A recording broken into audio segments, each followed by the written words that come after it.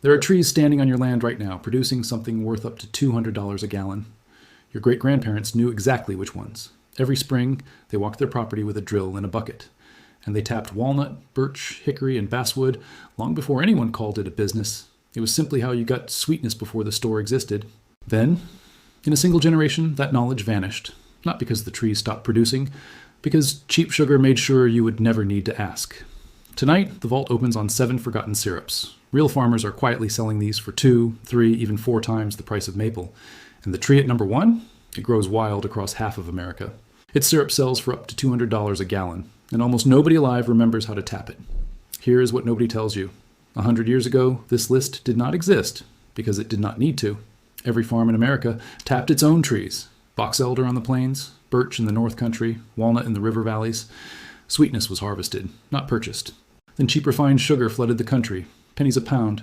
Then corn syrup arrived and finished the job. One by one, the taps came out of the trees. And only one tree survived. Maple. Not because it tasted better, because Vermont and Quebec gave it an army, marketing boards, grading standards, a pancake box in every kitchen in America.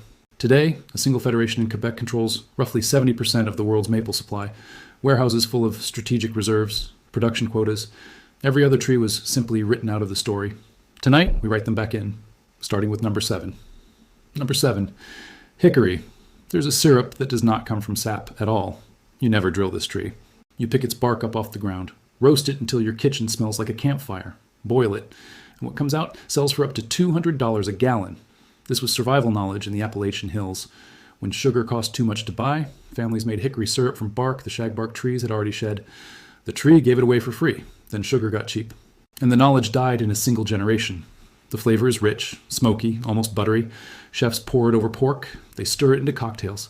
And they cannot get enough, because almost nobody on earth makes it. Jars sell for $15 to $25 a pint.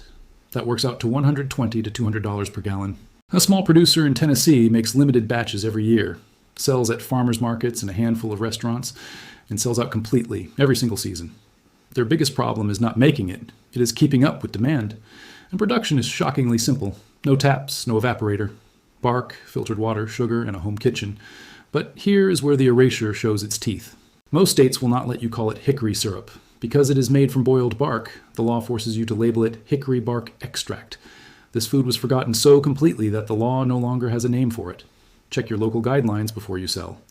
For small direct sales, this is the easiest, highest margin entry point on this entire list. But the next tree is one you walk past every single week, and gourmet chefs are starting to fight over it. Number 6, sycamore. There is a tree your city planted for shade that produces a $120 bottle of syrup. You've seen it 1,000 times. Patchy, peeling bark, a trunk that looks like camouflage. Standing along rivers, in bottomlands, on sidewalks across the eastern half of America. 100 years ago, farmers saw something else entirely. Pioneers tapped sycamores wherever sugar maples refused to grow, because the sap boils down into something remarkable, buttery, slightly caramelized. Modern chefs describe it like a brand new discovery. It was never a discovery, it was a memory, and hardly anyone taps it commercially. That scarcity is driving premium prices right now. Bottles sell for $80 to $120 per gallon. Producers report selling out to local restaurants within weeks of bottling. Here is what that looks like in real life. A farmer in Kentucky started tapping just 20 sycamores, a few taps, buckets, a small evaporator. Over $3,500 in their very first season, sold entirely to direct customers in 2 upscale restaurants. 20 trees. One forgotten skill. And tapping done properly does not harm the tree. It keeps producing year after year. Regulations are simple here too. Most states treat sycamore exactly like maple. Label it accurately. And if you sell wholesale, some regions require sugar checks and certified bottling. And while sycamore quietly comes back, the next syrup already has government research behind it. Research that proved it sells for up to 4 times the price of maple. Number 5, birch. In Alaska, in Russia, in Scandinavia. This tree was never forgotten. Families have collected birch sap every spring for centuries. They drank it fresh as a tonic after long winters. They boiled it down into syrup. In America, that tradition was erased everywhere except the edges of the map. Now it is clawing its way back through the most demanding kitchens in the country. Birch syrup is darker than maple, richer, more deeply caramelized, and supply is so limited that it consistently commands premium prices. $80 to $120 per gallon, even more in some regions. A small producer in Alaska nets $25,000 a season tapping just 75 birch trees, and they routinely sell out before the season ends. Here's what makes birch different. The window is brutally short, 10 to 14 days. The sap carries less sugar than maple, so every gallon takes more sap and more careful boiling. That is exactly why almost nobody does it, and exactly why the price stays high. But there is an opportunity hiding inside that difficulty. Birch runs after maple season closes. Farmers in Vermont, Alaska, and Minnesota are running 2 syrup seasons back to back. Same evaporators, same buckets, same gear they already own. A second harvest their grandparents would have recognized instantly. Regulations treat birch like maple in most places. Label it accurately, never imply it is maple. Certified kitchen for wholesale. Farmers markets stay far more relaxed. If you are near chef-driven markets, birch may be the most profitable season you are currently throwing away.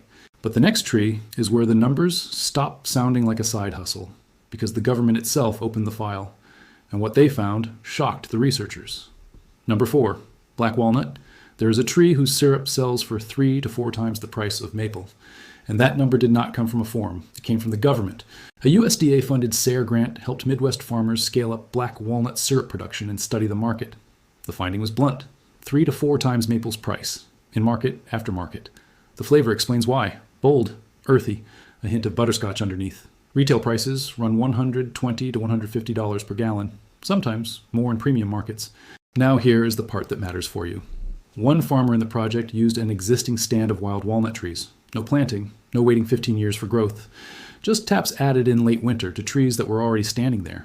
And thousands of dollars in additional income appeared. The report's conclusion deserves to be read twice.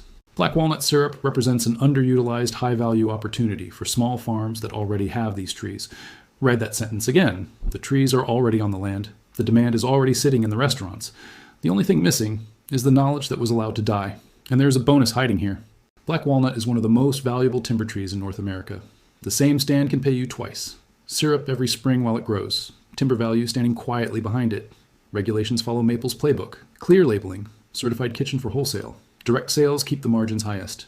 And if a forgotten tree quietly making money sounds good, the next entry goes one step further. It takes the trees you have been paying to destroy and turns them into income.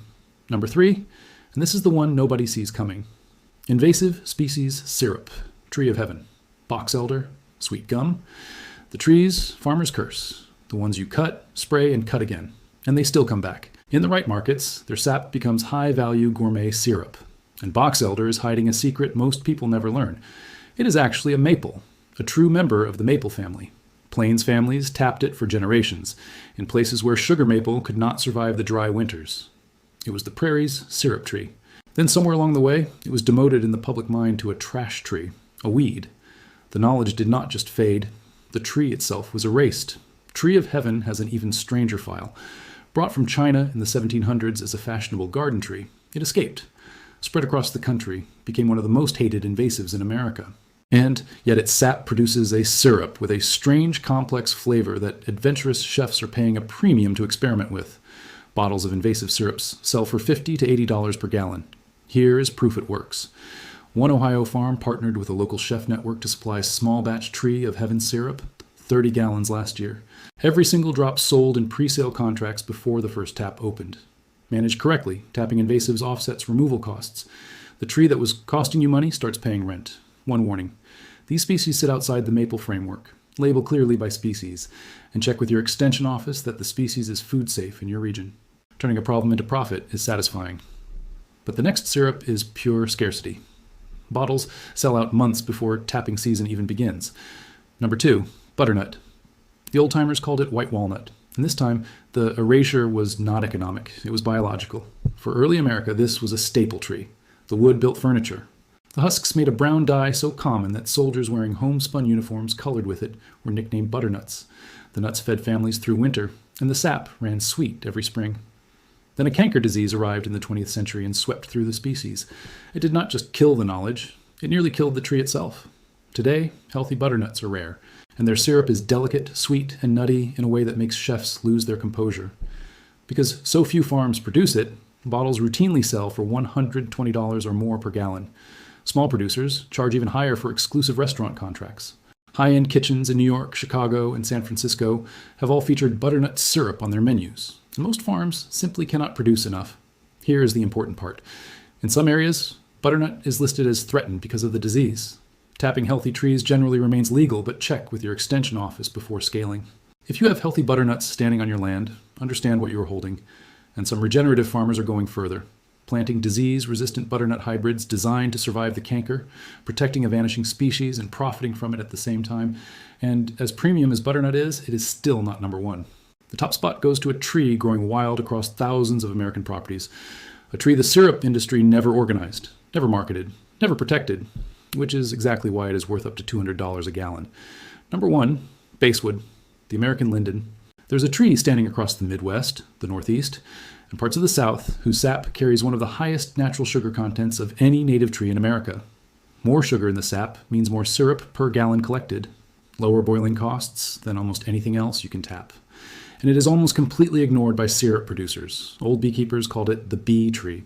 When it blooms in early summer, entire colonies abandon everything else on the landscape to work its flowers. In Europe, its cousin the linden has been treasured for 1,000 years. Villages planted lindens at their center. Families brewed the blossoms into tea. Carvers prized the soft, pale wood. This tree has been feeding people for centuries, and America forgot to ask it for syrup. The flavor is unlike anything else on this list. Light, floral, honey-like. Chefs who discover it do not just place orders. They sign pre-order contracts before the first tap of the season opens. Bottles retail for $150 to $200 per gallon, with virtually no commercial competition anywhere in the country. Basswood also pulls double duty on a regenerative farm. It feeds pollinators all summer. It adds a syrup enterprise without planting a single new crop. And it is already standing on thousands of properties as an unused resource. Regulations mirror maple, accurate labeling, certified bottling for wholesale. Most producers sell through farmers markets and pre-sold chef contracts, where rules are lightest and profits are highest. And if you already produce maple or walnut syrup, hear this clearly. Adding basswood can double your income per tap with almost no additional infrastructure. The most valuable syrup tree in America has been hiding in plain sight for 100 years, not because it stopped producing, because nobody built an industry around it. Nobody wrote it into the grading standards. Nobody put it on a pancake box. The tree did nothing wrong. It just did not have an army. So here's the big picture. If you want the fastest start, hickory needs no taps, no evaporator, and no waiting. Bark, a kitchen, and a farmer's market table. If you're near cities and chef markets, sycamore, birch, and black walnut are where buyers are already paying top dollar. If you are fighting invasive trees, number 3 turns your problem into pre-sold contracts. And if you want the highest ceiling, butternut and basswood sit in a league of their own. But understand what this list really is. This is not new information. This is old information that was taken from you. 100 years ago, none of this would have needed a video. It was simply what people knew. Cheap sugar buried it. Industrial maple replaced it. Labeling laws paved over it. And an entire generation grew up believing syrup only comes from one tree. But the knowledge survived anyway, in extension archives, in USDA reports, in a handful of stubborn farms that never stopped tapping, and in trees that kept running sweet every spring, waiting for someone to remember. Start small this year. Test your local demand. Build relationships with chefs and buyers now, because once large producers rediscover what your great-grandparents already knew, these premium prices will not last forever. So look at your land with older eyes. Which of these 7 trees is already growing on your property? Drop a comment below and tell me. I read everyone. And if this video opened something for you, hit like, subscribe, and turn on notifications. Because the vault does not stay open long, and the next one opens soon.